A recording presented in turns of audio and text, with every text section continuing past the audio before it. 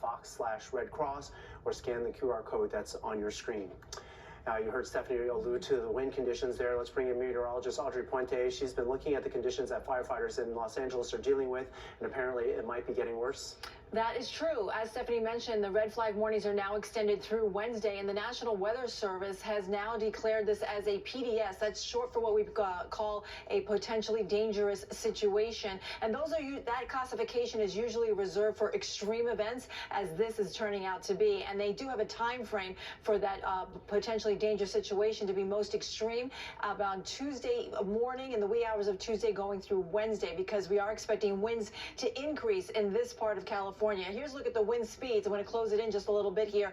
And right now, the sustained winds are about 20 miles per hour, even 32 miles per hour in the San Bernardino Valley. Now, the winds were light all across this area over the last day or so that helped to aid in the rescue efforts that they've been doing out in Southern California. But these winds are expected to increase. And what's also important to note is they're coming on an offshore flow here. That means from the inland locations out to sea. It would have been better if it was an onshore flow, because then we'd have some moisture being picked up by the Pacific Ocean, adding to the humidity and actually making it rise a little bit. But right now it's very dry across this part of the state.